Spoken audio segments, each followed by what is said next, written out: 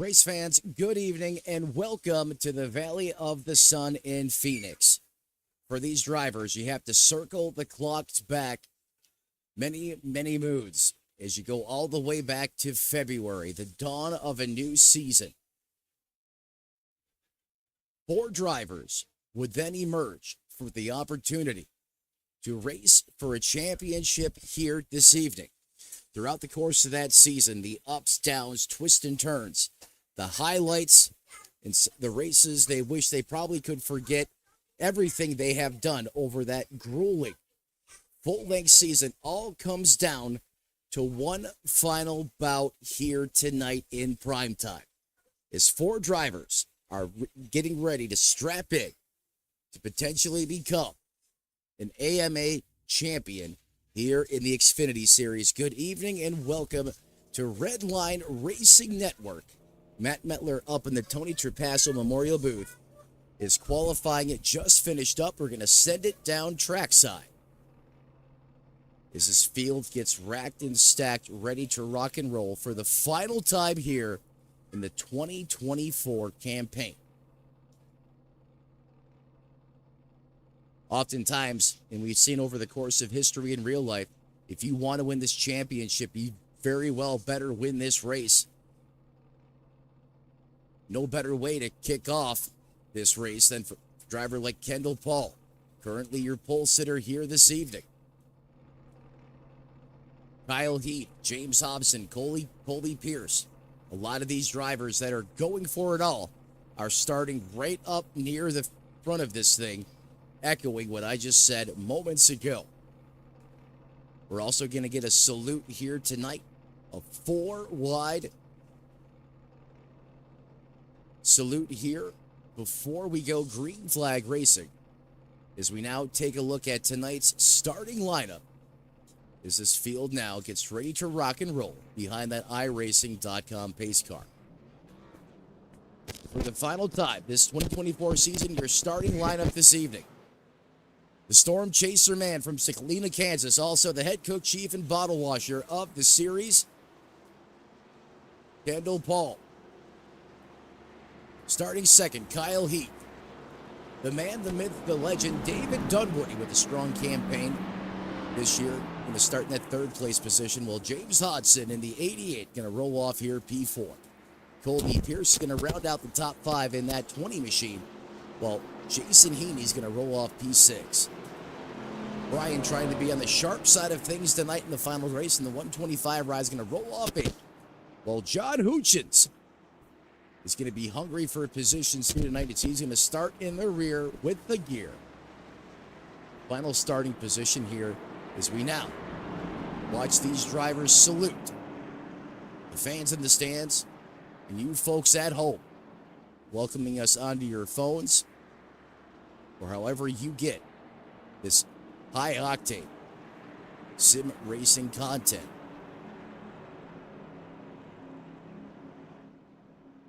Beautiful job getting lined up by these drivers, utilizing every single inch of this racetrack. They show respect to one another.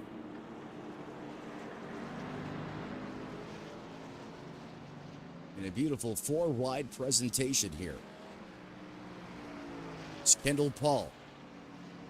Now going to lead them back to that iRacing.com pace car. As these drivers get ready to get ultra focused, ultra dialed in, highly charged and electrified, as we do the dance one more time here in Phoenix.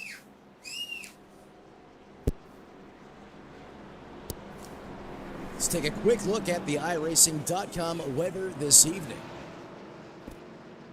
Couldn't get asked for any better. Clocking in just after 2 p.m. sim time. Those winds are a-howling, just like you would see in Kansas in tornado season. 16 miles an hour constant. Could be gusting over 20 miles an hour at times. Ambient air temperature 75 degrees. Humidity almost non-existent as it's at 25% water drain. Clear skies, and the track temp of a balmy 83 degrees. These cars will be making all the grip tonight. for the final time this evening. Time to wipe the dust, kick the clutch, hope that rear end doesn't bust. Who's going to become a champion here tonight in the AMA Xfinity Series? Strap yourselves in. Grandma's got plenty of kernel-free popcorn ready. Is Kendall Paul is going to lead them to the green flag for the final time this evening. Into the Geico restart zone. Boogity, boogity, boogity. Let's go championship racing in prime time. Kyle Heath looking to challenge Paul on the outside of the outside lane there, but that admin box 78 machine, he's going to put the pepper down and he's going to best him out of the corner.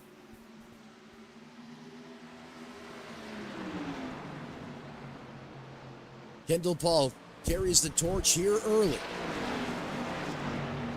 As your championship drivers locked 1 through 3rd right now.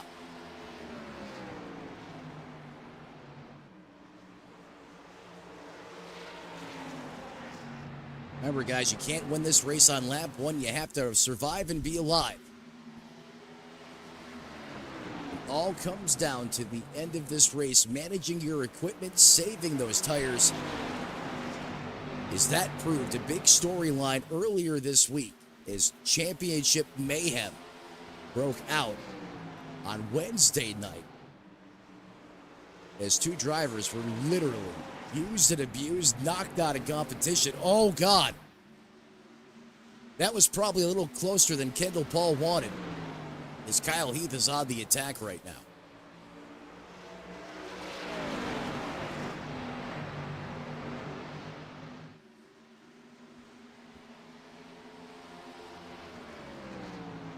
Well, the battle is heating up here at the front of this piece. If you go back to that 5th place position, Justin Oysterman has uncorked a howitzer.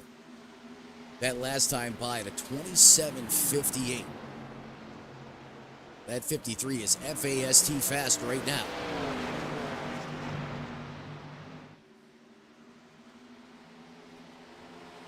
Kendall Paul doing a little bit of mirror driving here, trying to figure out where the 13 of Heath is quicker than him.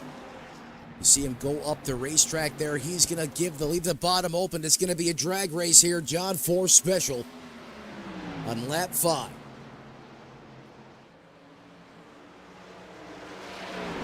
Kendall able to dial up the goodies and hold off the charge and keep Heath at bay, at least for the moment here. Behind this battle for first, David Dunwoody is anywhere where you want to be right now. He is in the heart of the battle on the racetrack, as he is trying to put some distance between Oysterman and James Hodgson.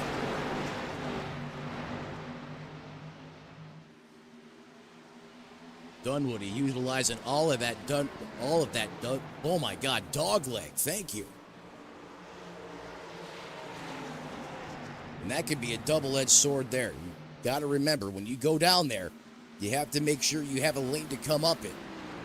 Can't tell you how many cars I've seen KO'd. The use of that dog leg gone wrong. You really got to have some great situational awareness there.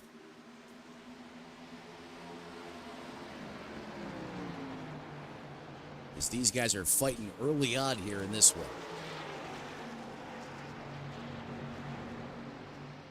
Let's go on board with the driver of the 13 who currently occupies that 2nd place position.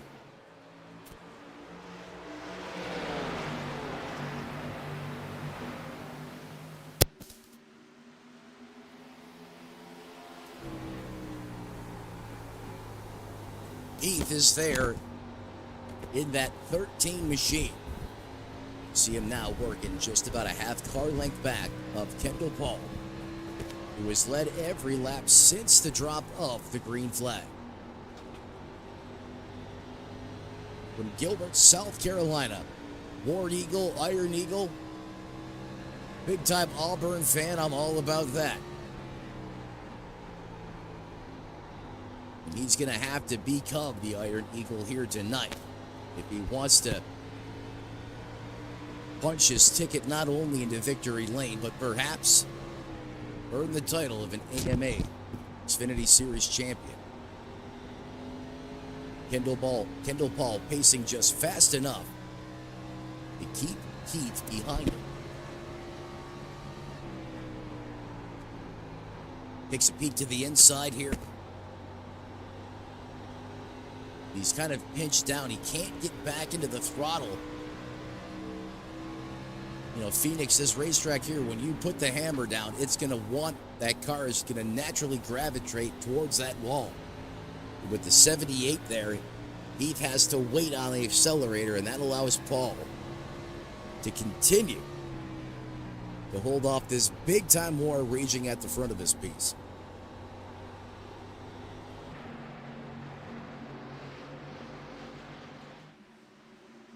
Don't look now at that dark horse Mustang being piloted by the master of black magic himself.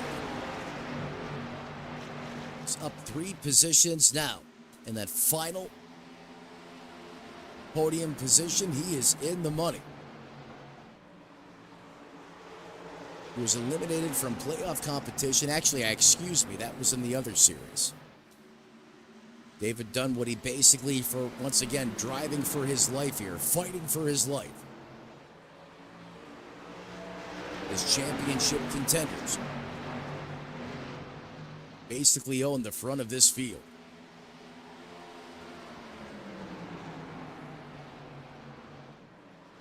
Biggest mover of the race, Justin Oysterman in the 53. He started basically in the next county over in this race, and he's already up 4 positions, knocking on the back door of the top 3. Ooh, he catches a little piece of the wall there, trying to maximize the momentum there at that portion of the racetrack, and it's easy to go up there and catch it. You don't want to do that too many times, especially here early.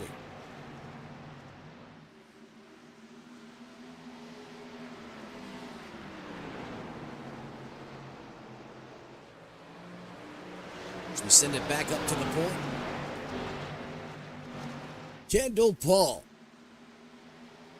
has been brilliant since the drop of the green flag. Whoa, did you see that move? Heath dialed up a Hail Mary on the high side and made it stick.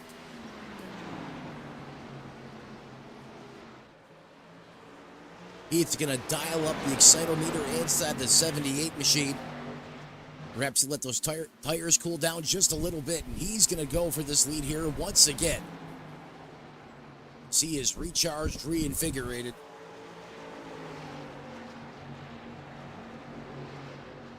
I'm telling you, we seen it last week. Catching them is one thing, passing them is an entirely different story.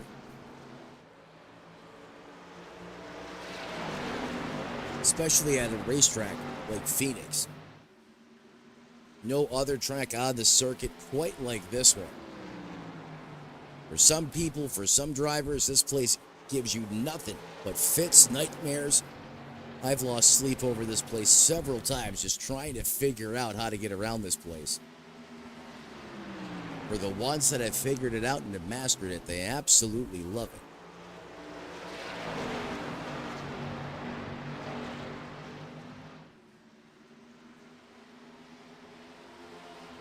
Paul and Heath, the 78 and the 13, that's P1 and 2. As Heath looks to the inside of Paul here, he's giving him that lane. But Paul knows he can really get the momentum cranking on the high side of the racetrack just like there. Heath cannot put the biscuits to the wheels. This is where if you're Kyle Heath, you don't want to push the situation too hard here. There's a long way to go. A lot of laps to be ran. You certainly don't want to burn those good years off early here. This place, you burn off that right rear or the right front, forget about it. It's going to be miserable until you're able to come down pit road and put some new Dr. Feelgoods on that race car. 20 laps now officially written into the history books in this championship showdown here from Phoenix. We're going to go to our first all-out, wide-open coverage segment of the race. Don't go anywhere. You're not going to miss anything right here on Redline Racing Network. Let's crank it up.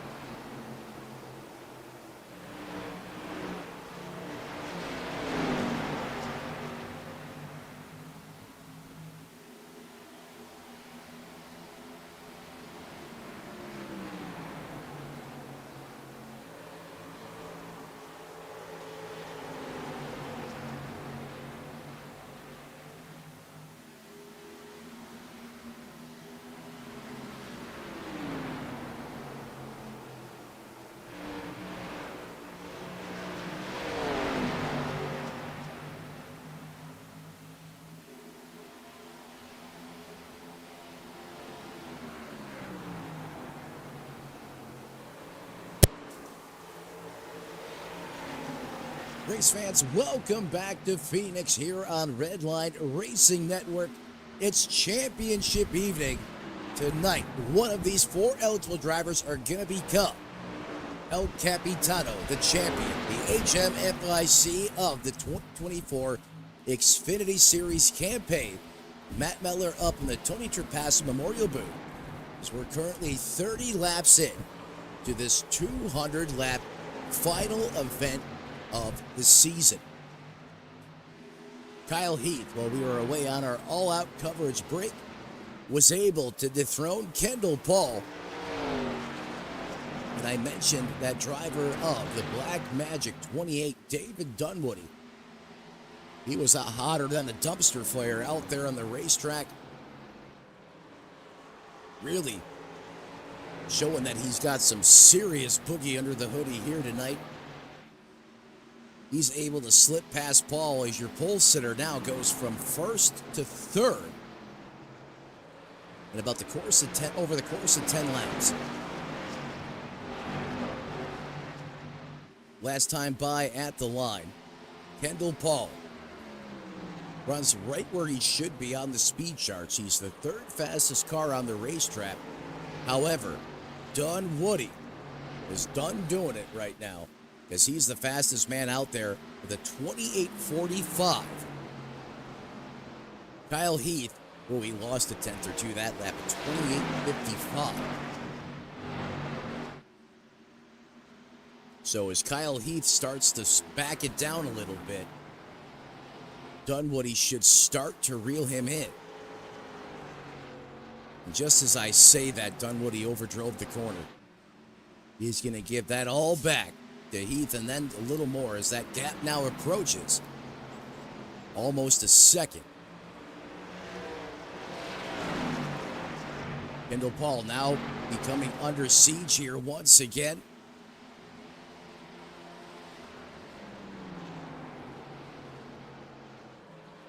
As I take that back, Dunwoody, he took it so far to the infield abyss there. It looked like he was under attack, but not the case. It was just the camera angle with him being so far into that dogleg area of the racetrack.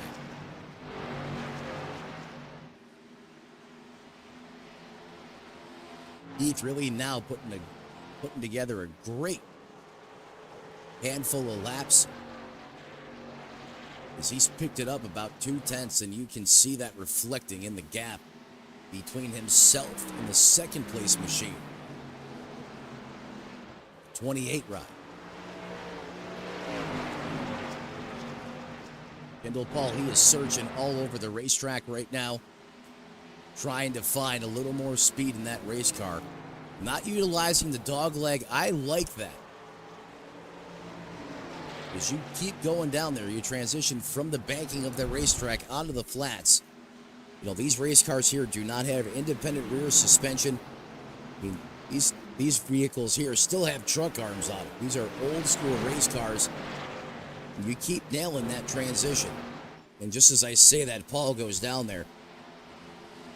It's a great way to wear out or get the good out of those good years, as I should say. Here we go, side by side. Kendall Paul trying to take back P number 2. His two Fords going at it hot and heavy. Paul working on the inside. He's eating good in the neighborhood. Dunwoody likes to take the high lane, the long way around this place. Try to keep it wound up. Paul puts together a masterpiece there in that section of the racetrack. Oh, the 28 got loose. You see the back end step out. He almost checked out on him. Big time moment there for the 28. It's James Hodgson showing he's got the goods on the long run side of things, as we're now just about 40 laps on these shoes. In fact, he's turning some of the quickest laps of the race right now at 28.63. So he's doing a really good job of taking care of those Goodyear Eagles.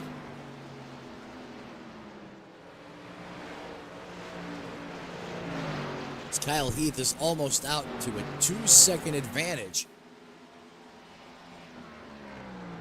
In fact, if we go on board with Kyle Heath and then go to the GoPro bumper camera, you can see here just what that interval looks like on the racetrack. You see he's now sending it off in the corner. Paul's going to drive it in deep, roll it deep. As Kendall Paul has suddenly turned the wick up, and he is now 2/10 quicker than that second place car.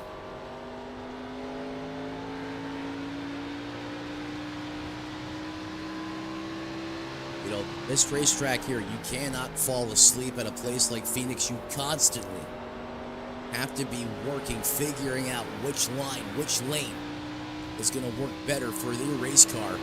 As you see Dunwoody almost go head on into the pit wall. Oh my God, that was a close call for Dunwoody. He's trying to chop 1,000 feet out of this racetrack. How bad do you want it? But as I was saying, you constantly have to be searching for speed and for grip on this racetrack. It's going to evolve over the course of this race this evening, especially as it takes on rubber. As Larry McReynolds used to say, comers and goers, and that could be one of the storylines here tonight. As we now widen things back out.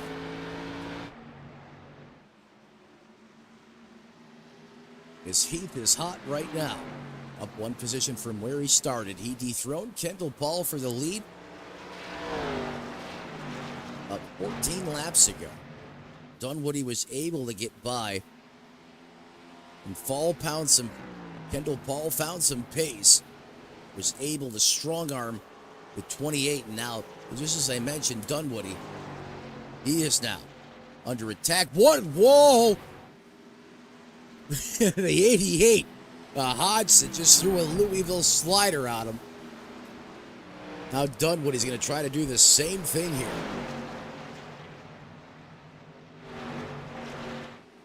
I mean, look how close he's getting to where that pit wall protrudes outward. I mean, he is cutting it close.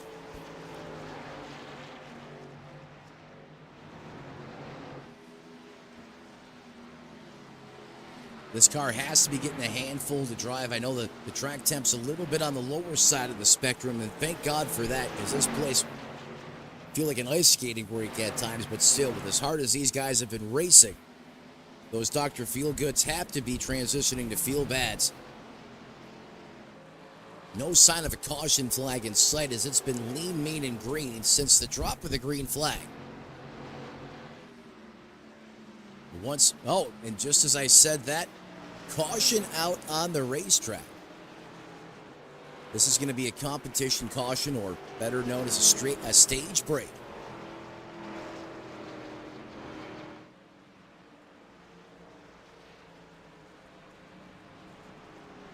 Thought maybe we'd see some of these drivers try to short pit, perhaps come down before that yellow flew, but again, as I was just mentioning, these tires, so important, so critical here.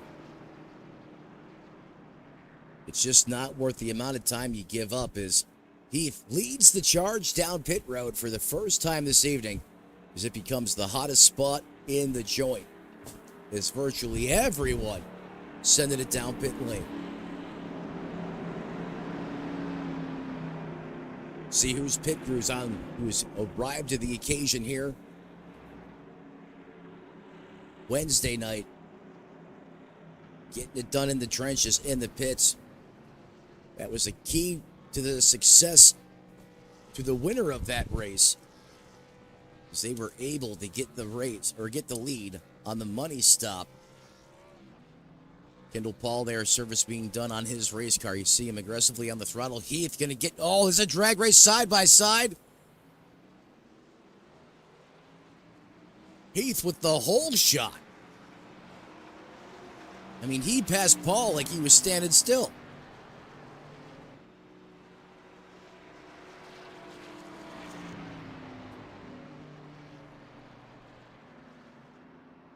Big things popping, little things stopping. Kyle Heath so far in the early going of this race. Your pole sitter Paul continues to own that second place position.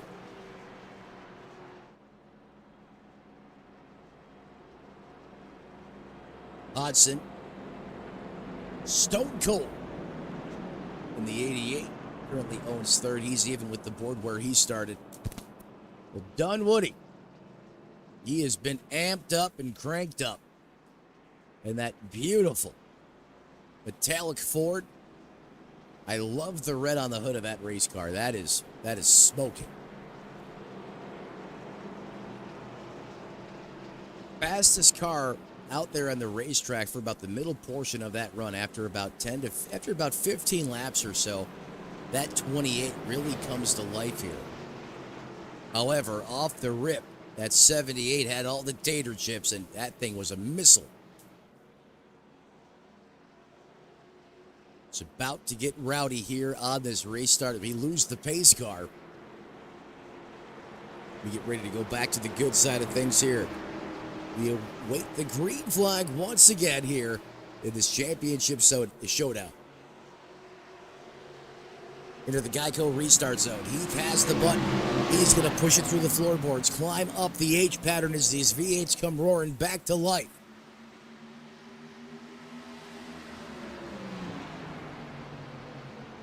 Hodson with a great restart here, challenging Paul for that second place position. And don't look now, Dunwoody's vibing too. He's going to, thought we were almost going to go 3 wide there.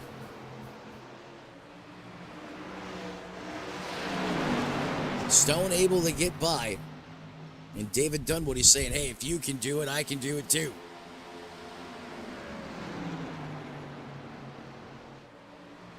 Close quarters racing here. So we're just north of the 50 lap mark. And Paul had to back out of the throttle there. That's going to allow Dunwoody to get by. It's going to open the door for Oyster. Kendall Paul trying to stop the bleeding. As Heath and Hodson both turn their fastest laps of the race. This is the battle here for fourth.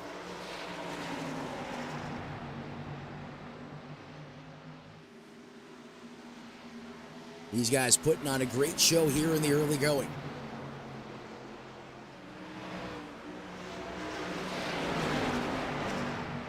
In fact, Heath has checked out. He said, see you later. I'm going to another planet. Engage the all-wheel drive in a 500 shot of nitrous as he goes a 27.48. Really starting to flex some muscle here now.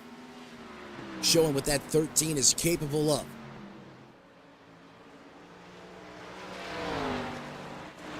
We are side by side still for P2.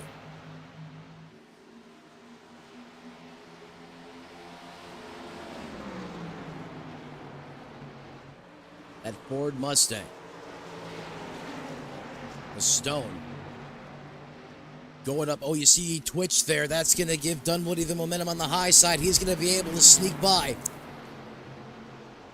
Hodson is not giving up. I mean, he sent it on a prayer into the corner there. Dunwoody trying to give him the old squeeze job.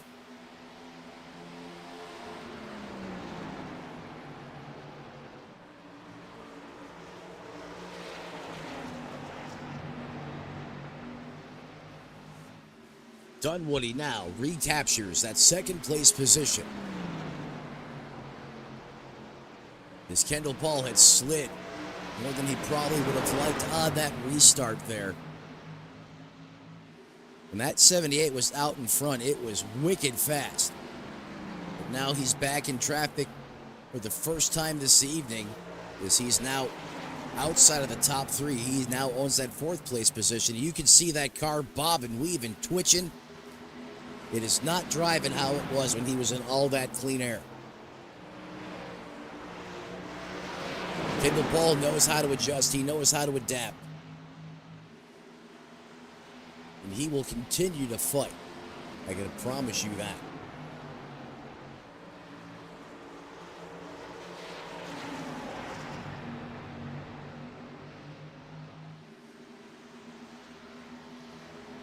Check it into the youtube.com live chat. Sound off. Let me know who you're rooting for. We'll get those drivers some extra screen time. We'll also shout you out on the broadcast as well. So sound off in the chat.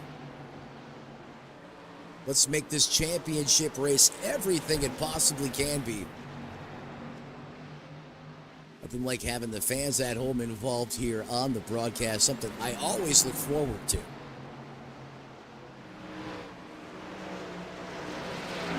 Send it now back down trackside. Hard to believe we're almost 60 laps into this race already.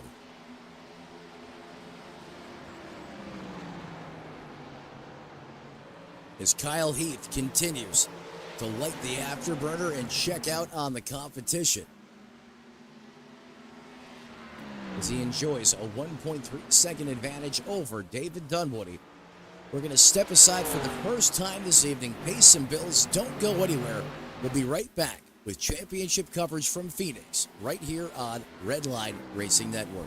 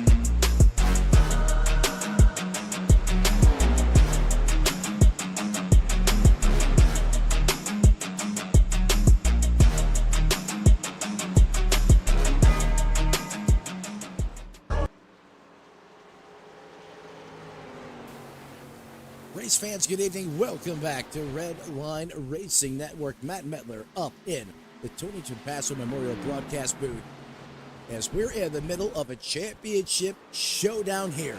That's right, for the final time this season, we will start and end a race in the 2025 campaign. However, we will also crown a champion this evening, as it's been hot and heavy already right out of the get-go. Kyle Heat continues to put on a dominating performance here in this second half of the race.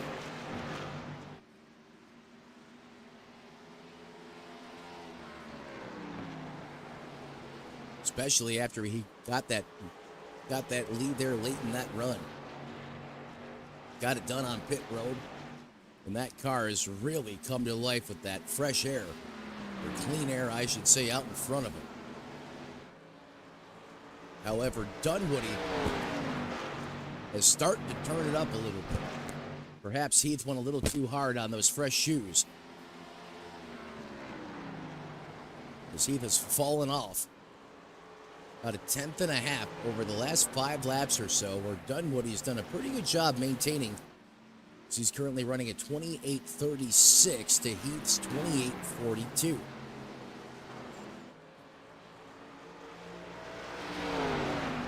Dunwoody continues to try to close the gap in that Ford. Beautiful 20. Oh, Dunwoody, don't do that, buddy. We don't do that, bro. You can tell he's trying to drive the wheels off that thing right now, trying to run down the leader. Well, Dunwoody's had his back against the wall a lot of times throughout the course of this season. Each time, he's had to dig deep. He has done so here in the Xfinity Series.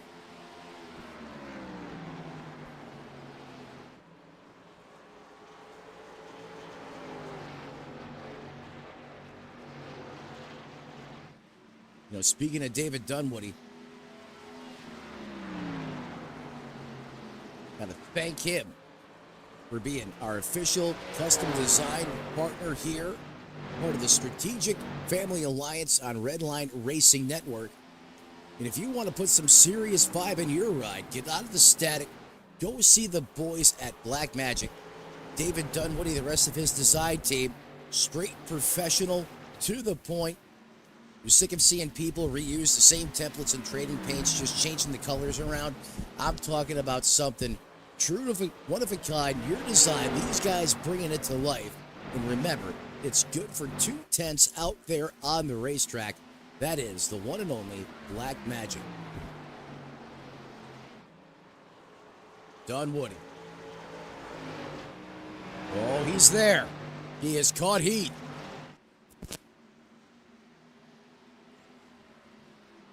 Let's jump on board with the 28 machine.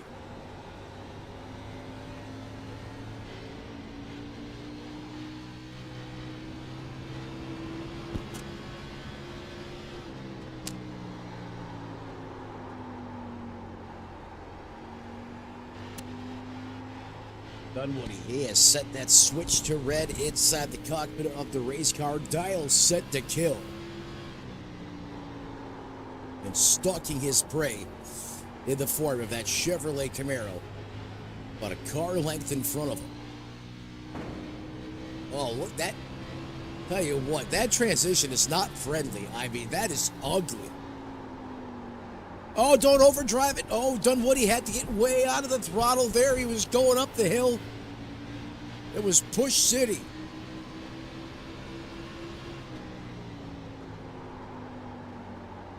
Right now, he needs one of those Acme rockets. That'll do quite nicely. Here we go again. Rattle his teeth. Oh, man, the way he just launches it in there. His tire's starting to go away now on the 28 as he really had to turn it up trying to run the 13 down. Now the lap times have flip-flopped. Kyle Heath, 28.59 to David Dunwoody's 28.56. Dunwoody almost had him, your biggest mover of the race, who's currently at 4 positions. See if you can get that high side of the racetrack rolling again, where Heath is still pretty committed to the bottom.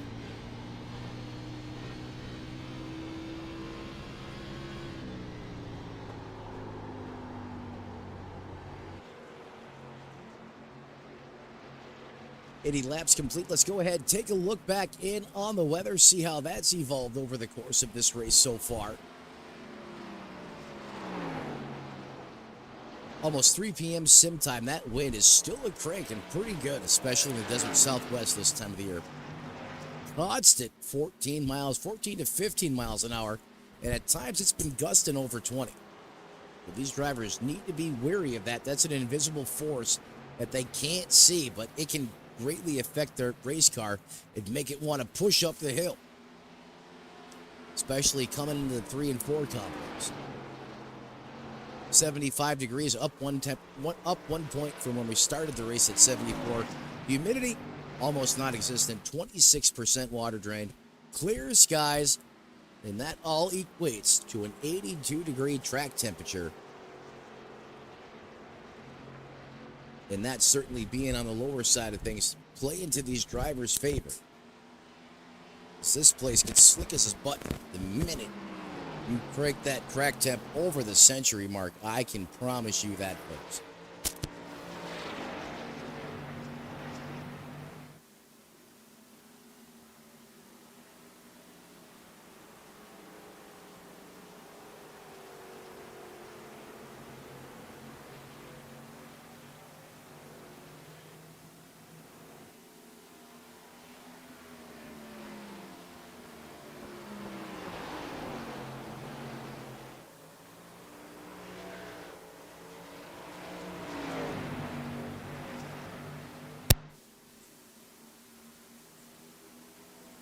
Take a look here at the pit strategy here as we pull that up. I'm going to throw that on the bottom right-hand portion of the screen for you guys at home. You can see virtually, even across the board, all 8 drivers out there on the racetrack right now. Everyone down on lap 47. Currently 36 laps on this set of shoes. So they're starting to go between that field, their transition from feel good to feel bad.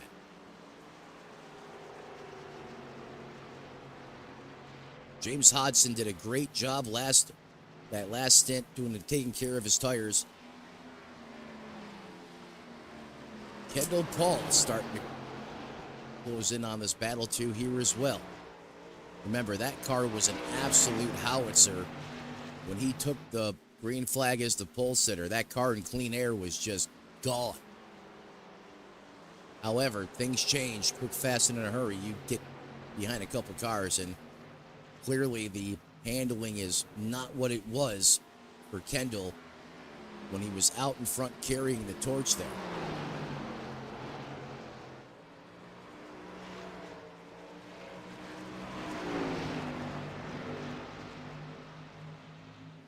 There he is, driver of the 78 from Salina, Kansas. They had some big-time severe weather just a couple days ago. Often they say the fall, second season. And I'll tell you what, the second coming. If you're a storm chaser or a severe weather enthusiast, don't catch the wall.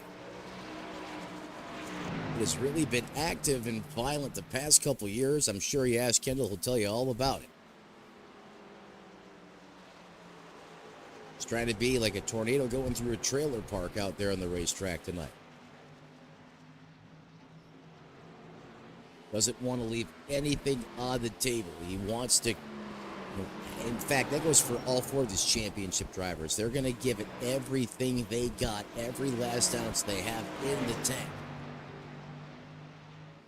I mean, let's face it, you make it to the championship 4th, or championship 4, anything less than a victory just isn't good enough. Because oftentimes you have to win these races to win the championship. Battle going on just in front of Dunwoody there.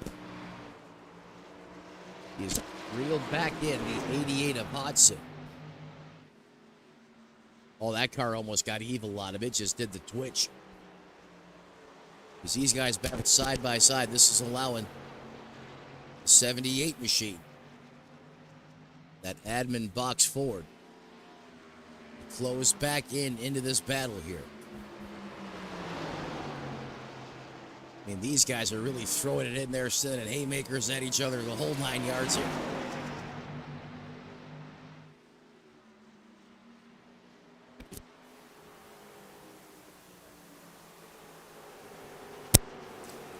Stone's going to stay committed to the bottom there.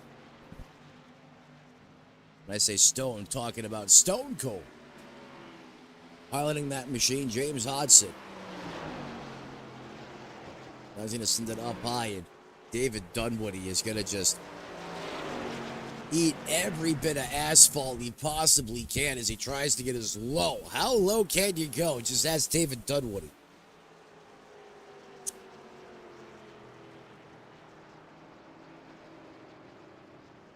Just as that battle was heating up, we're going to have to dial things back down. Caution out on the racetrack for the final time for non-on-track incidences. It's going to be for stage number 2. So once again, Heath is going to lead the charge down pit road. The South Carolina man, the Iron Eagle himself. Heath, Hodson, David Dunwoody, Kendall Paul, Kobe Pierce. That's your top 5.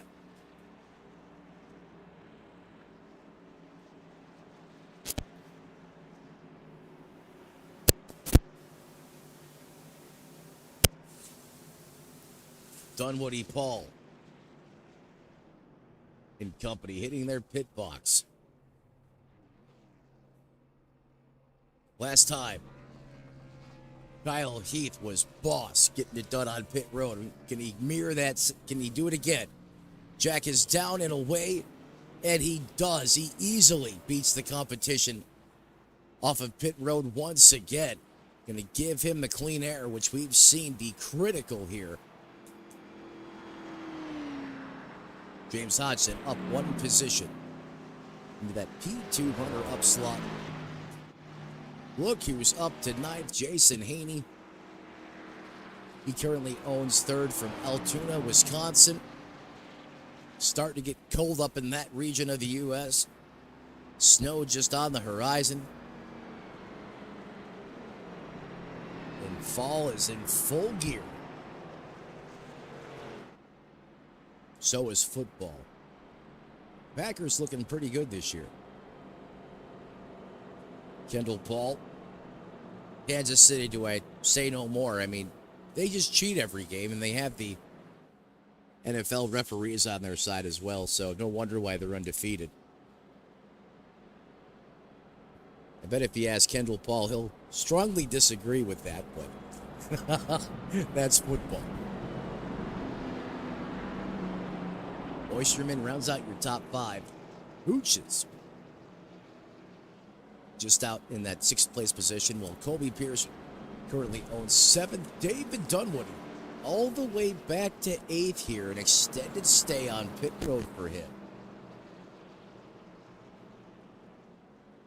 Wonder if he threw some Waffle House bacon grease into the fuel tank on that race car.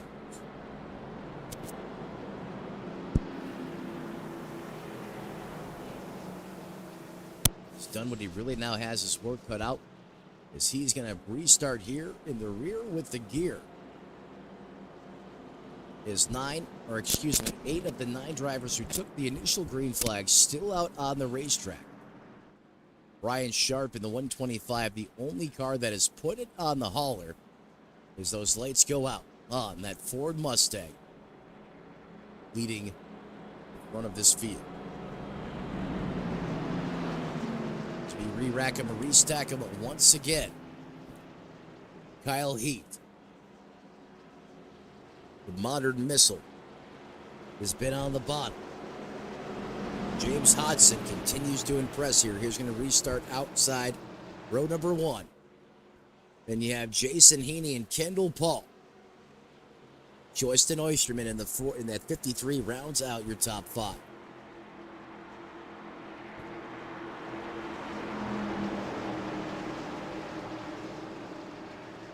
Let's see who's got the restart strategy here into the Geico restart zone. Heath is going to hammer it. Green flag racing once again underway here from Phoenix, and Dunwoody dialing up some heat on the restart. He just went from 8th to 4th in a quarter.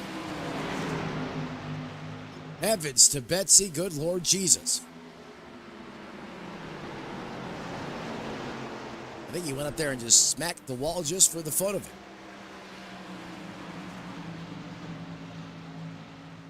Bonsai's it. No one attacks the flat like Dunwoody.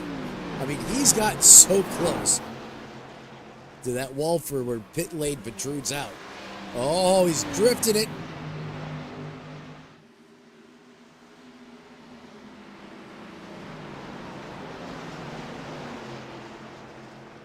And you got the Hail Mary. Aaron Rodgers makes that famous. This last play of the game, long Bob Miracle plays. And then you got the Hail Woody. This Dunwoody just, on a blind leap of faith, bombs it off the high side of the racetrack, just sends it. I mean, literally getting every piece of that dogleg that he can. It's almost terrifying to watch at times. So he's now back to fourth. Heath under some pressure right now from the 9 of Heaney. In fact, they are side by side. Here comes the Camaro, the Napa know-how man. Furthest forward that 9 has been since the drop of the green flag, as we're officially halfway.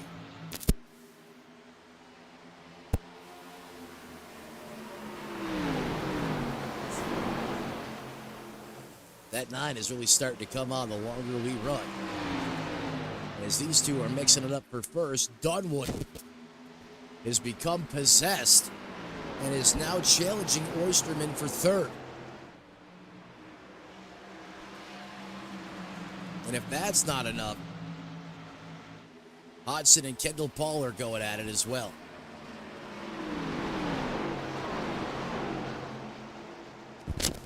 Kendall Paul currently 0-6. Hodgson has 5th. Kendall wants it.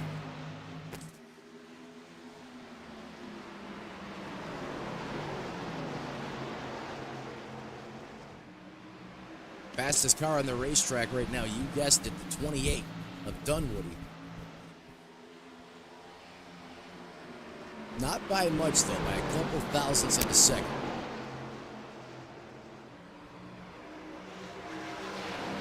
It's getting hot and covered like your Waffle House hash browns right up here near the front of this thing. Dunwoody's hungry. He is eating.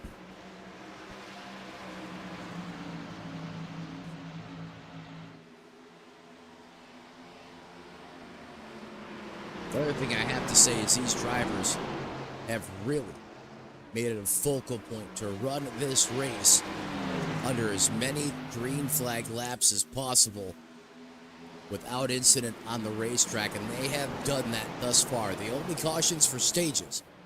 No caution for extracurricular activities out there on the racetrack. As hard as these guys have been fighting, that's extremely impressive. These drivers all want to put on a great show tonight, as this is the season finale. Everyone continues to chase Kyle Heath, the Iron Eagle. Now completing lap 105 of the scheduled 200 here on Redline Racing Network. We're going to step aside once again, take care of a couple things. Don't worry, we'll be right back with the championship racing action momentarily right here on Redline Racing Network.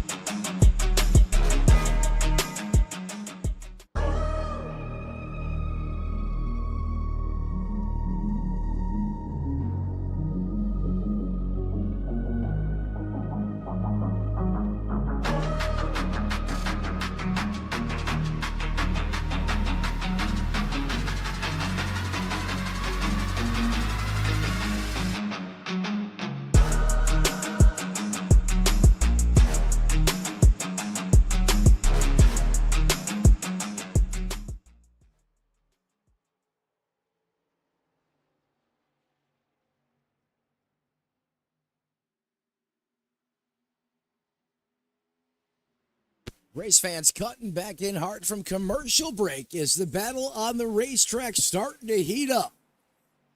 It's getting good in the neighborhood once again as Dunwoody going after everything out there. Forget the competition. He's attacking everything.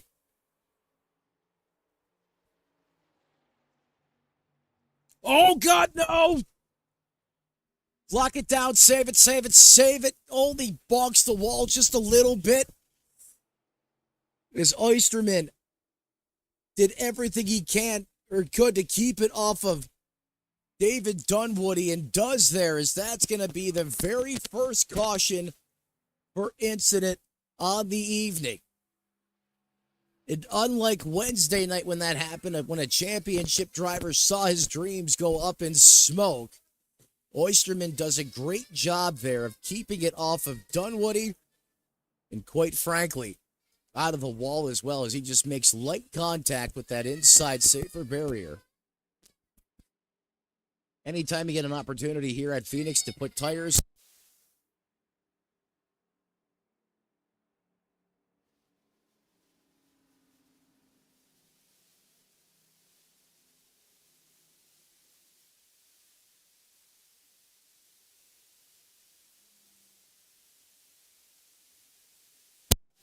Pardon me, ladies and gentlemen, as my son is not happy with the timing of that caution and is having a nuclear meltdown at the moment, so I'm going to step aside really quick here and try to talk him off a ledge here.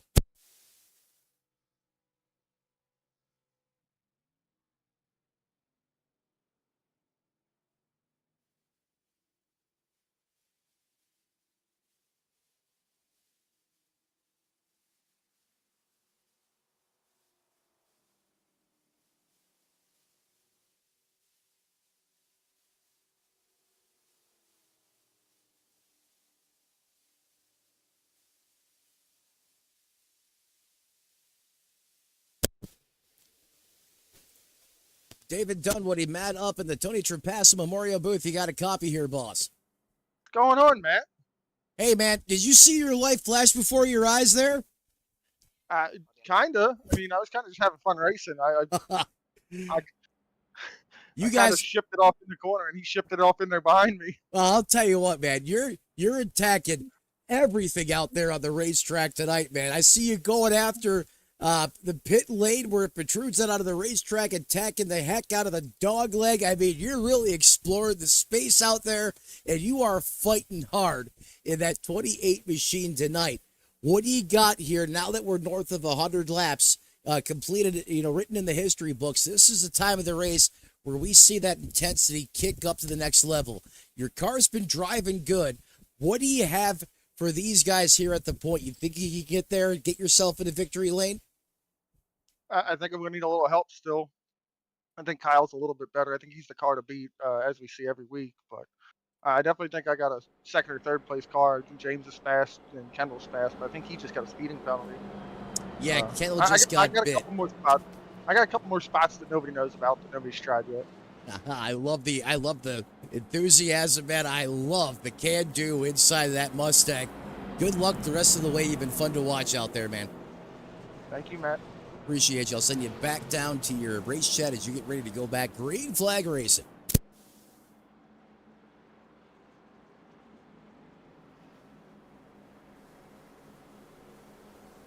Hello. Hello.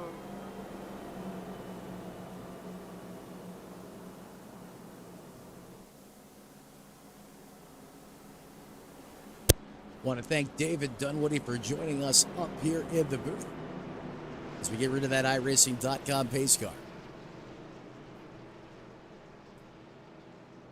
Says he's got a couple tricks left up his sleeve. Let's see. He can go out there and execute on the racetrack. As he has been so fun to watch here tonight. Inside row number 2. Heath has been absolutely incredible. Green flying back in the air. Those V8s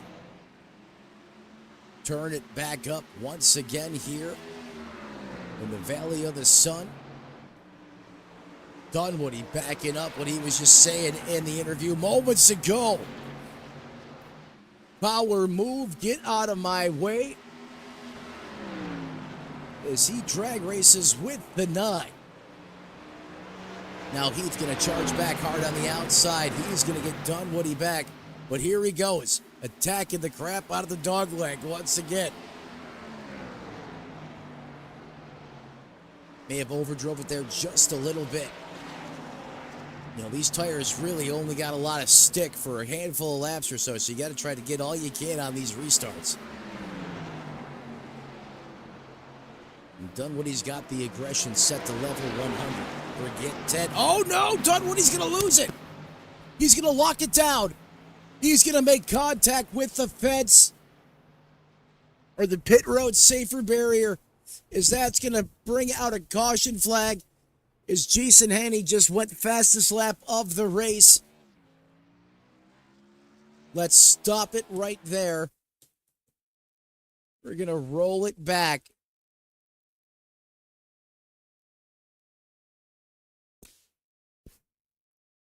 As catastrophe just broke out for the driver of the 28.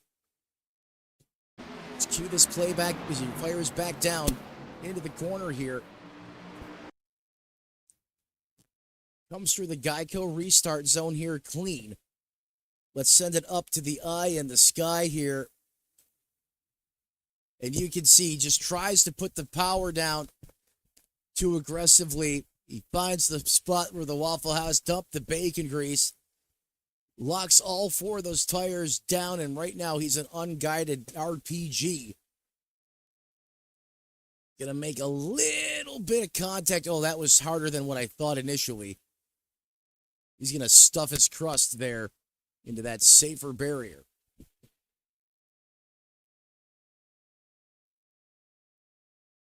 Now go back to the live side of things. Should see everyone pretty much come down pit road again. If they got extra tires late in the pits, I mean, every opportunity these drivers get, they're going to take it.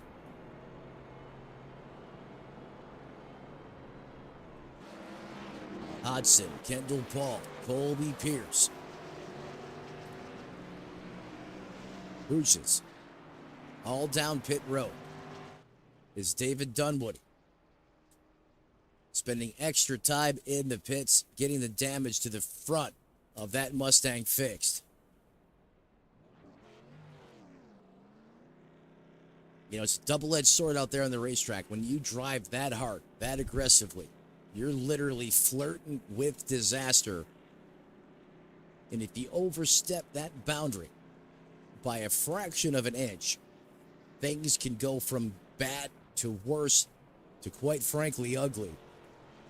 And if Dunwoody didn't do a masterful job getting on those binders and getting that car wound up, that could have been a race-ending incident for the 28. See, now puts it back out on the racetrack. He really has his work cut out for him now.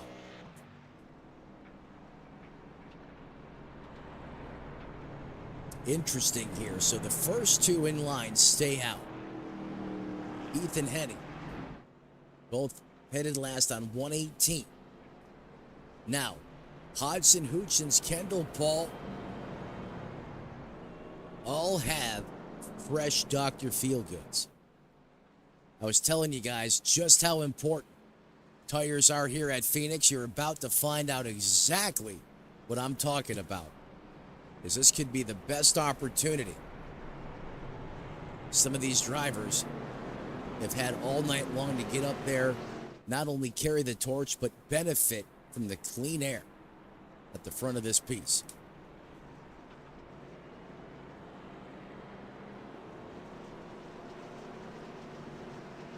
Lights do go out on that iRacing.com pace car, which means we are going back to the live action next time by.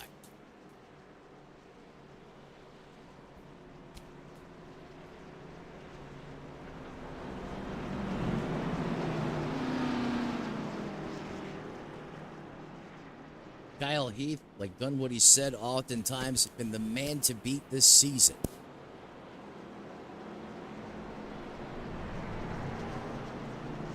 Heaney on the outside of row number 1. Those first 2 cars on old tires. Little Chevrolet on Chevy action here on the front row. Then the 2 Fords of Hooches and Hodgson. We get ready to let the mayhem reign supreme once again. Good restart there by the 13. Wow, I mean, that was a really good restart. Here come the new tires. And here comes Dunwoody. Oh my God, he just ripped the bottom of the entire racetrack. He took it to the flatlands all the way around the bottom. I don't think I've ever seen anything like that. Dunwoody is possessed.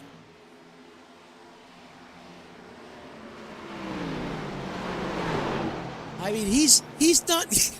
I can't believe what I'm seeing. Oh my! He almost hit the barrels of the entrance and pit lane.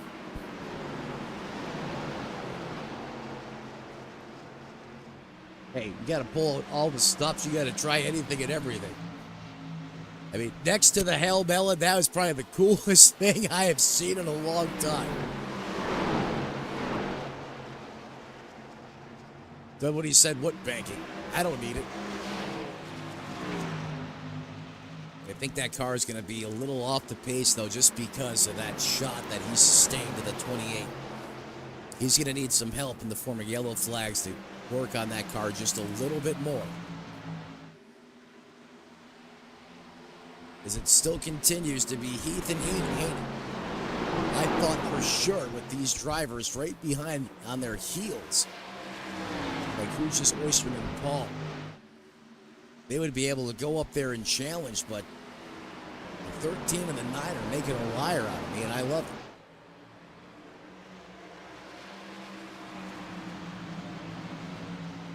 These 2 drivers racing hard right now. Ooh. See, that Camaro almost got some air as he comes back up on the banking. Heaney is right there trying to just make 13 start near drive and make a mistake. He is turning up the pressure inside the cockpit of that race car. Don't look now. Mr. Where did he come from? John Hooches. Up 6 spots, biggest mover of the race, and he is suddenly in 3rd. Benefiting from those fresh Goodyear Eagles on that race car.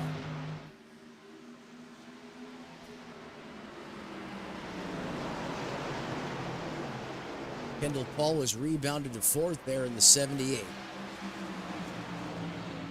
And that Storm Tracker admin box machine.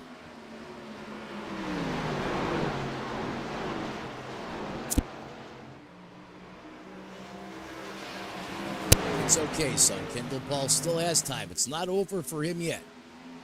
You gotta believe. You gotta have faith.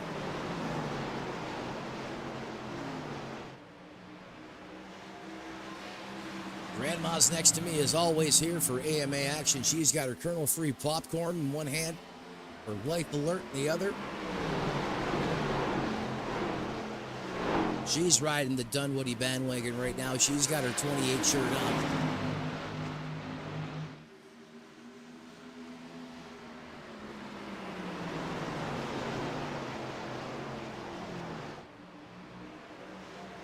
Oh, the 72 almost ate it. Did you see that save? That was the don't stain your ride, use Tide moment of the race. His eyes were probably bigger than a deer in a set of headlights.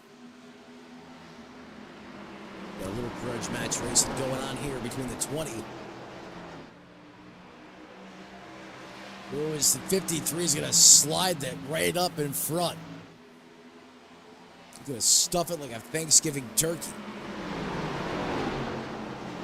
That's close. That's tight. Get skinny, boys. They make contact. They bounce off of one another. They still keep it pointed in the right direction.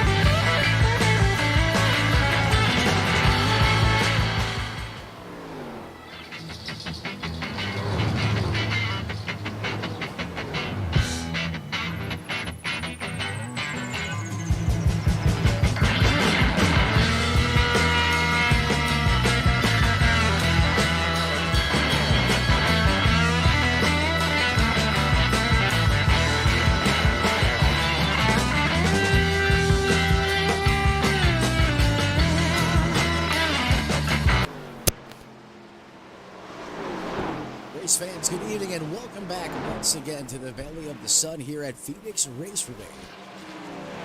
As an act of God here suddenly made the lights go out for no reason up here in the broadcast booth, we had a full-blown blackout. Perhaps the action on the racetrack too intense. And it just short-circuited everything up here on the production side, but we're back. Aren't going to miss the end of this race. There's so much on the line here this evening. Now rejoining 172 laps in of the 200 completed. Picking right back up where we left off. No surprise. Kyle Heath continues to show why. He is in the championship 4. A seasoned veteran, someone that knows how to get it done. And basically every type of track configuration they have on the circuit. Road courses, mile and a halves, cookie cutters, super speedways, short tracks. Last week at the iconic Martinsville Speedway, shortest track on the circuit. Ton of performance, and then here tonight at Phoenix.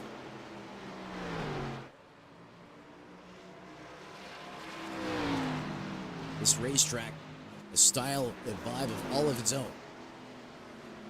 And yet, here he is once again, the 13 showing up, being clutch. As he now continues to lead.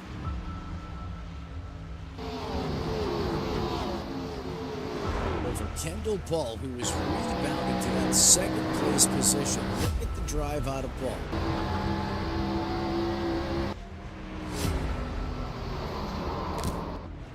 Your pole sitter at 78, that thing was a torch. He was out in front of clean air, and things got away from him on that first stage break, that first time down pit road. He just had to stop everything back in traffic. Not rough for him. He had to kind of figure out how to drive this race car. Perhaps make some adjustments in the pits to the bias and other things. Get this car driving back to the outlets. Right now, this is probably as good as it's been since we went green here. There's just 24 laps remaining in the final contest of the season. Remember, these drivers broke down this journey all the way back in February.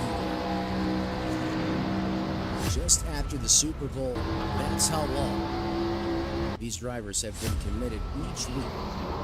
Most of these guys double up. They run Thursday night and they run Friday night in the Truck Series.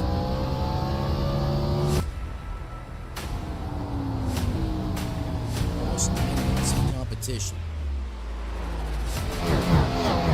Kendall Paul, the leader of them all, who does so much for AMA, its director, head co-chief, and body washer. Not more than that, he's an upcoming storm chaser, spends a lot of time all of his crap there, all the studies, the research, everything he needs to do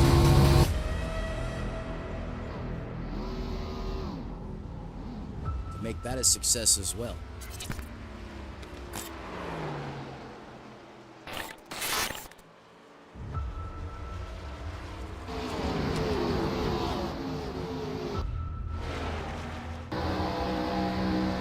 Continues to be the biggest mover of the race in that 72 run. 5 positions to the good since the drop of the initial green flag. Billy Pierce working to his inside. Going to take a peek here once again, take a page out of Dunwoody. Or I should say Dunwoody's attack. Attacks that thing like Jaws. Side by side, door to door, you see the 20 do the joke there.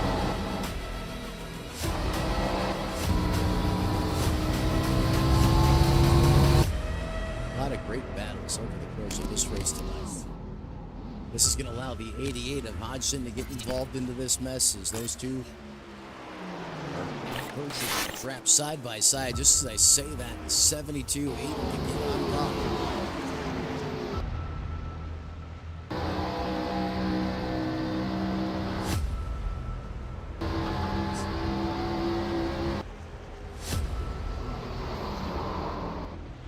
now just 19 laps remaining here from Phoenix.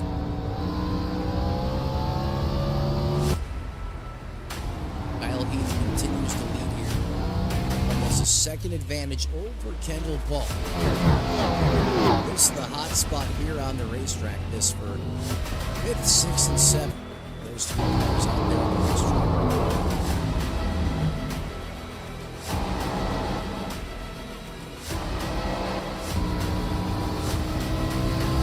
Decides he's going to rip the top of the fishbowl, top shelf for Mama hides the cookies.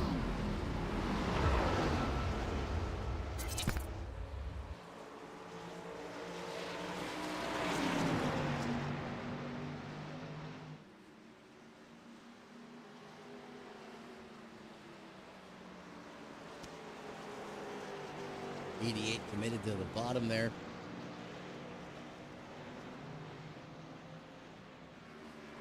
Just can't get over how violent that transition is. Lap after lap.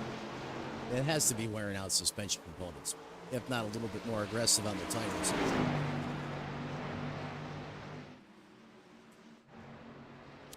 Send it back up to second place. There's Paul in P2. As we go on board with him, we'll be able to see the man he's chasing, the man of the evening, who has been absolutely perfect tonight once again. Kyle Heath in that 13 machine. That's what 0.8 of a second looks like out there on the racetrack. Paul still searching. Car gets a little loose there on exit.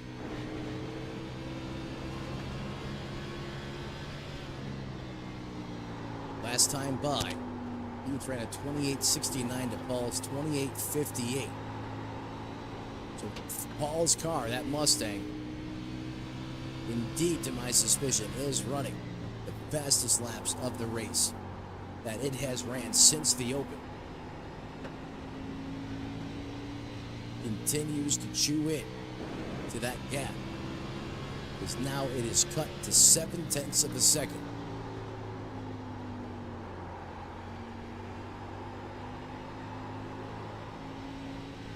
Just as I say that, Heath has picked it up back to a 29 or 28.59. So perhaps Heath is only running as hard as he can to keep Kendall Paul behind him, and once he closes with inside that window of safety, if you will, Heath turns it back up and puts a little bit of real estate between them.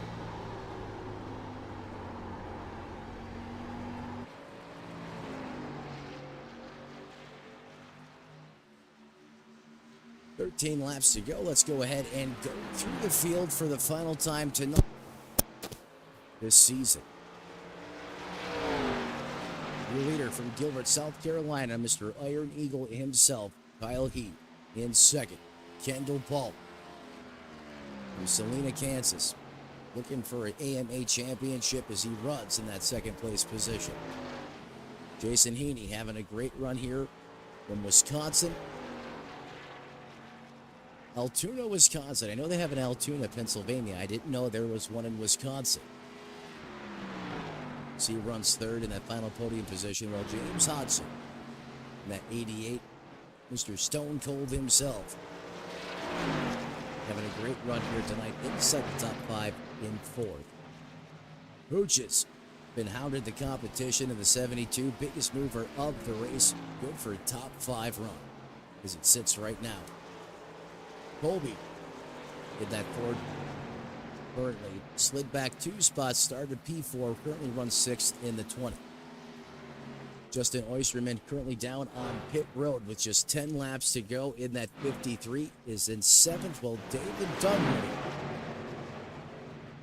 the man who's currently wall riding right there by accident, not by choice, who has been absolutely electric, attacking every single thing out there on the racetrack as he ricochets off the wall again after that damage to the front of that car. In fact, he's got what I call pug face. Continues to carry the rear of the field right now as he runs in that 7th place position. Last car on the lead lap.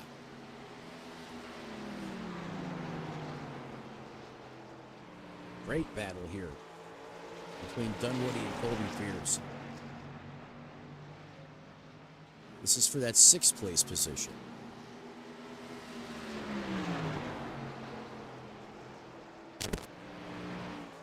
Dunwoody going to peek to the inside. He's going to take the shorter way around. Pierce really able to make the top of that racetrack work on those old shoes. I'll tell you what, Dunwoody is committed right now. It's a great run there.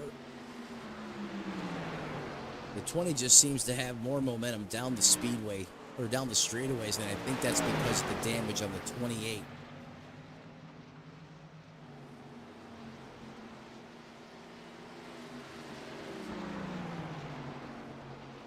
Oh, Dunwoody gets another piece of the fence. That's not going to help matters. Self-inflicted concrete poisoning.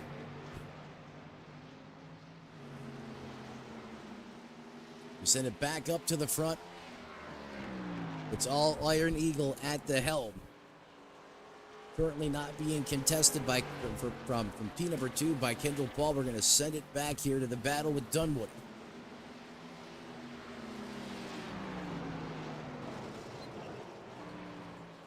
And he's driving his guts out right now. And how about the defense that Colby Pierce is playing? Oh, he opens the door there. Dunwoody just doesn't have the mustard down the straights. I wonder if Dunwoody goes up to the high side of the racetrack just as I say that. The 28 gets a really good run, but again, just doesn't have the cojones. High fives the wall again for good luck, takes it on a quick speed date.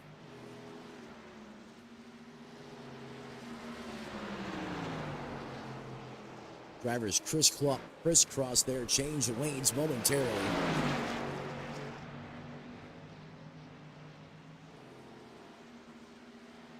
I mean, these guys are literally running almost identical lap times, lap after lap. Oh,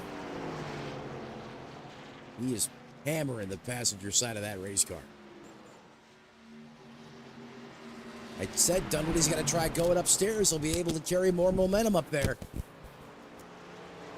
Maybe he's listening to the broadcast. He goes to the high side. Forces Pierce to the bottom, and Dunwoody sends it in Bon Jovi style, living on a prayer, and he's going to be able to get the spot from Pierce.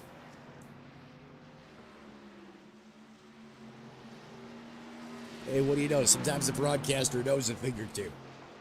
Dunwoody just did not have the momentum, did not have the power in that damaged race car. Uh-oh. He caught a piece of the wall there, and hopefully... Oh, the 20's going to get him back. This looks like the battle of Carl Edwards at, I think it was Kansas, 12 or 13 years ago.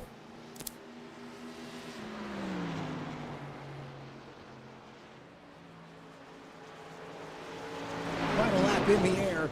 One more time around for Kyle Heath. It's been a season of historic proportion for the driver of the 13.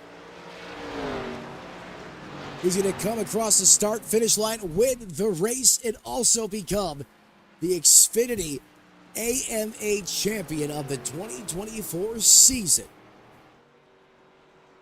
I said top of the broadcast, you had to be perfect here tonight, and that's exactly what Heath did out there on the racetrack. Executed in all phases of this race.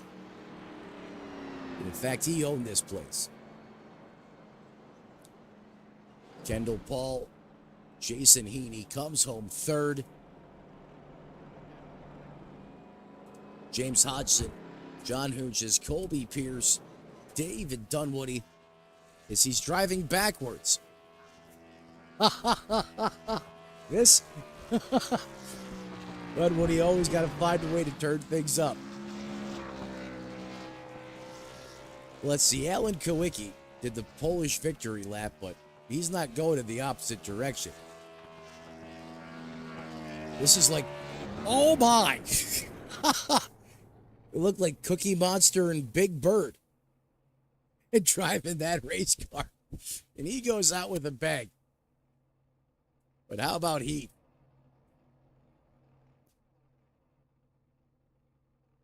We now wait to talk to the top three top finishing drivers tonight for the final time this season.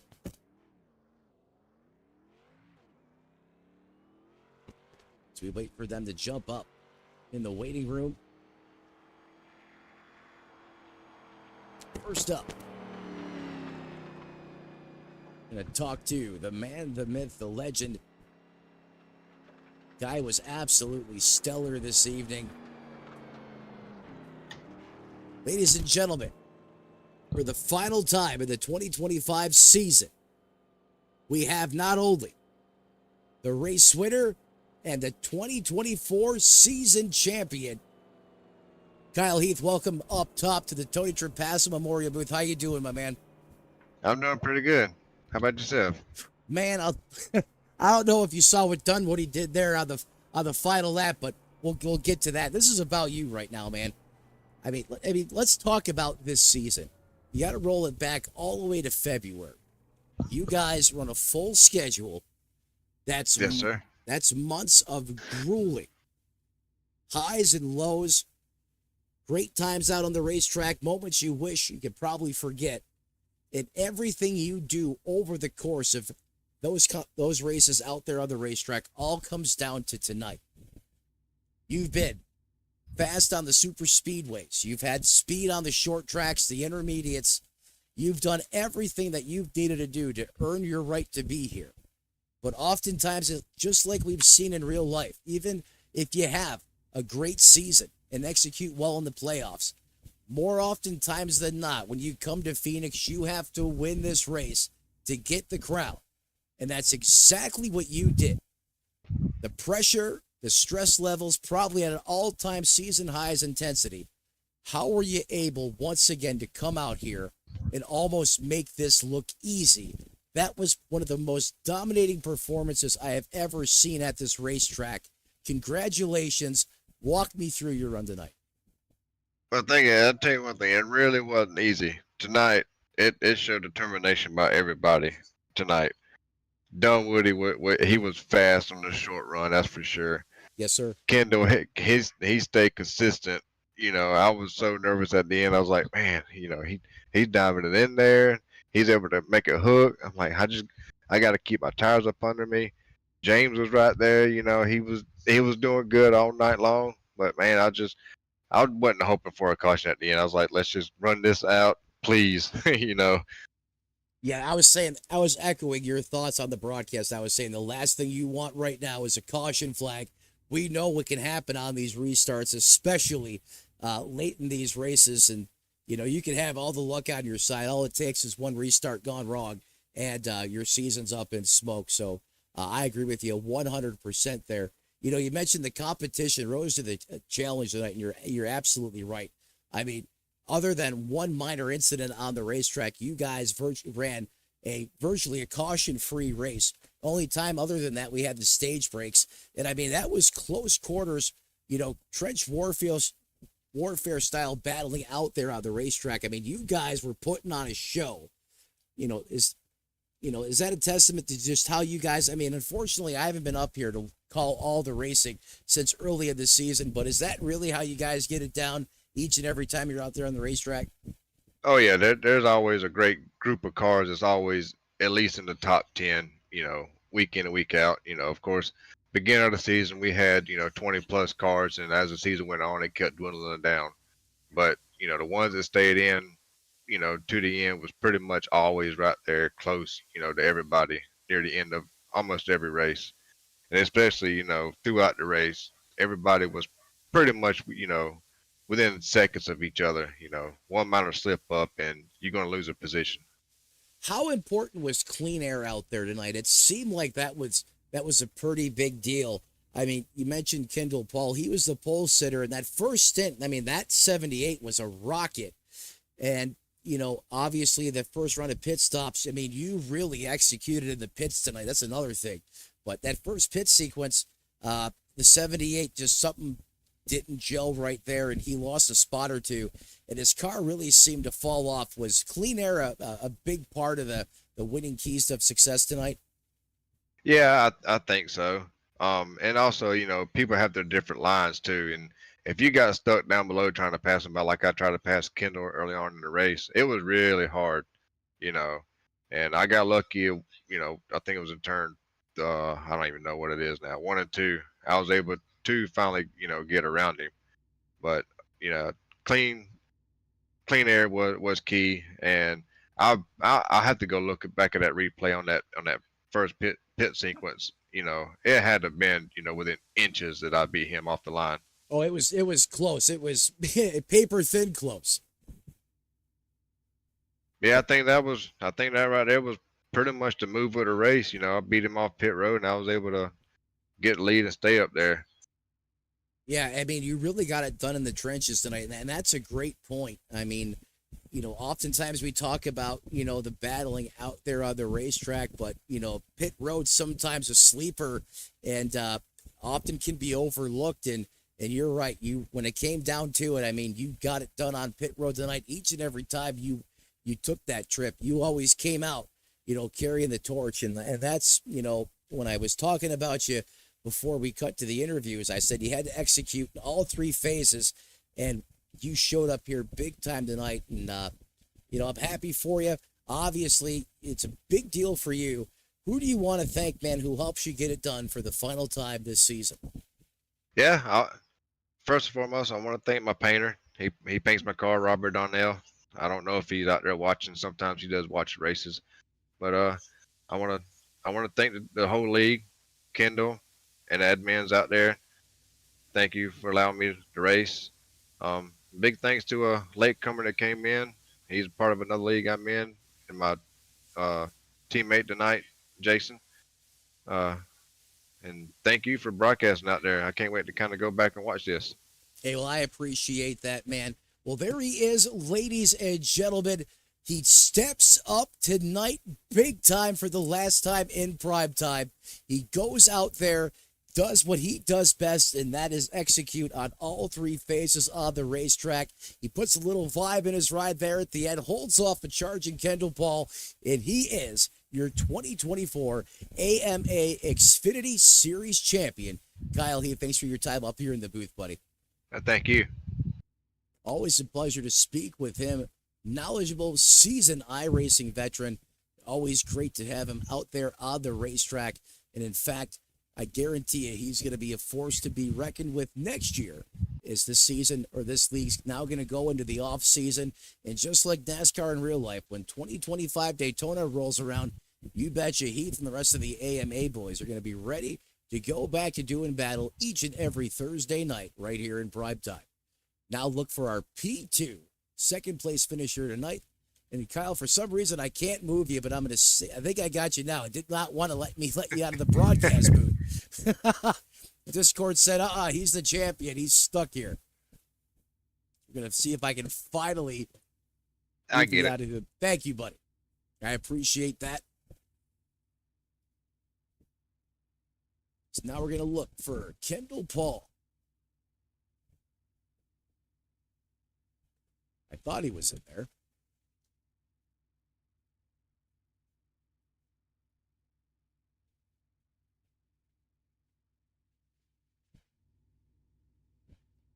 Perhaps Paul taking care of some administrative duties right now.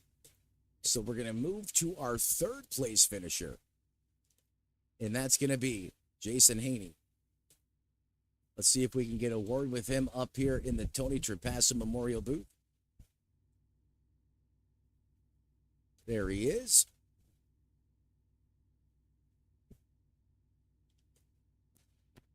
Jason, Matt up top in the broadcast booth. You got a copy there, bud? Yes, sir.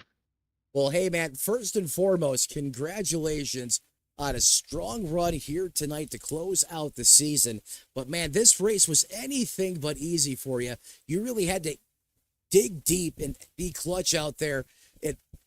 Describe to me the action, the intensity on the racetrack. And the second part of that question, how did you find, or where did you find the speed at the end of that race? I mean, your car really came to life in the second half.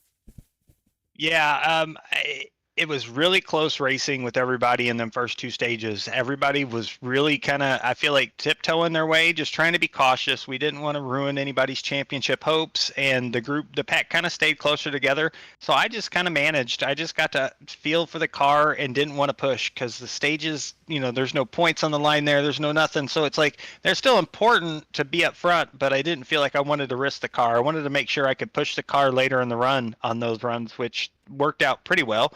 And then it kind of flipped a switch when we got good track position after that second stage and started third. I was like, oh, I'm way further than I thought I'd be. I thought I was going to have to drive my way or, start further back and try to drive my way through, but got a really good pit stop and was able to come out third. And that really gave me the track position I needed to push up and stay up in the front and try to ride on Kyle's cape because he is the Superman in these cars and just try to hang on as long as I could. And that was a heck of a drive. I enjoyed it. That was congrats to him on win, championship, all of that. He's had a great season and it's been fun to be a part of it with these guys. Well, I'll tell you what, Kyle may have been Superman tonight like he was oftentimes throughout the course of this season. Certainly deserves it 100%. But I'll tell you what, man, you really found a way to maximize the performance in the cockpit of that race car. In fact, you were the fastest car on the racetrack about the last 5 or 6 laps or so. As a driver, what type of adjustments were you able to do inside of that race car, especially as, that track rubbered up over the course of 200 laps? Is it just constantly fighting and trying to find a groove or a place on the racetrack? It seemed that you had to really try to evolve and change your racecraft up over the course of the run, and ultimately it paid off there big time at the end because you had a hot rod. Yeah, you got to change your line, your entries, try to work on your exit. Obviously you play with the brake bias. You try to work the car the best you can as fuel load gets lighter and the car gets a little lighter. So you change that up a little bit and you just really try to figure out what entry is going to get me the best exit and not chew up my tires too much. And so I was trying different entries. I really liked it low, but then I try different braking points and just try to get the car to rotate. And it was, every lap's a little bit different because you go back in that corner and you feel like, oh, I can get more out of it. And then you keep trying different, you keep trying to go deeper and deeper and try to get more out of it. Yeah, this racetrack here will play head games with you. I wish I was able to go out there and do what you did at this racetrack. This place always gets the better of me. And you are right. Just because you said that in one corner, with, we'll say, line A, doesn't mean the next lap you try to pull it off the same way and the car's going to react the same. You're 100% correct there. But, man, what a way to cap off the season for you. A lot of momentum moving into next year as you come off a solid third-place finish for the final time this season. Who do you want to thank? Who helps you get it done on the 9 run? I want to give a shout out and a thanks to First Gear Racing. The team has supported me through starting. I got a late start in this league in this season, but really, week in, week out, the team has been supporting me and trying to help. And I really want to thank Josh. He put the paint together for me. He does that for me, and he really got me a good paint job to race in the series with. And shout out to Kyle. He's the one that gave me a tip about this series and this league. And I want to thank him for allowing me to come along for the ride and get to have some fun. Well, hey, man, I appreciate your excellent analysis and breakdown up here in the broadcast booth with me. Congratulations once again on a phenomenal performance here tonight, and enjoy the rest of your time celebrating with your team the rest of the remainder of the evening, I should say, bud.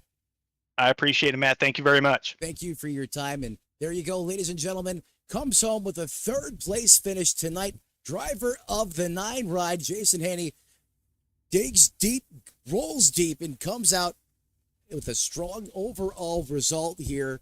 Third place for that 9 car. So fun to watch out there on the racetrack tonight, as you could tell he was searching, fighting, doing everything he could, trying to gather every ounce of performance in that machine. And he certainly did, as that car caught fire at the end. Look forward to watching him, seeing what he can do over the course of a full season next year in the upcoming 2025 campaign. I want to thank him for joining me up here in the booth this evening. In fact, can't believe we're actually doing this, but for the final time, we're going to go through the final results here. And want to thank AMA for the opportunity to come in there and serve as their lead broadcaster late in the season. It's been a pleasure to work with them and call these final two races. One more tomorrow night, Friday night, the Truck Series Championship. So make sure you tune in the same time, same place, same rap channel, right here on Redline Racing Network. But for the final time, the final results here from Phoenix, your winner, we just heard from him moments ago, Kyle Heath, executed flawlessly tonight, made no mistakes. He's your winner. Kendall Paul, your second place finisher, unfortunately unavailable for comment or interview tonight, but we want to thank him for all of his help and support here, getting me acclimated with the league. Very caught up to speed here quickly to be able to pull these broadcasts off for his league, and greatly appreciate all his help and support. Jason Haney, who started this league mid-season or joined mid-season with a great finish here tonight. James Hodson comes home in fourth, and John Hutchins runs out your top five. 6, Colby Pierceville coming home with an electrifying 7th place finish, a race of the ages, ran an entire lap fakey in reverse and blasted the barrels on the pit road. David Dunwoody, Justin Oysterman, who was fun to watch, and running out the 9 drivers who took the green flag tonight. That was Brian Sharp.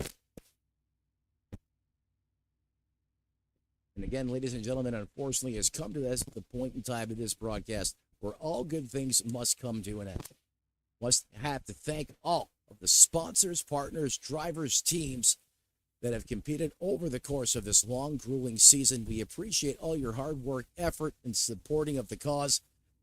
We look forward to working with you guys in the off season, and then again as we gear towards the 2025 campaign. And as the late, great Tony Trapasso used to say, as you roll down the road of life this week, do us all a favor. Don't play in traffic. And we'll see you next time right here on Redline Racing Network.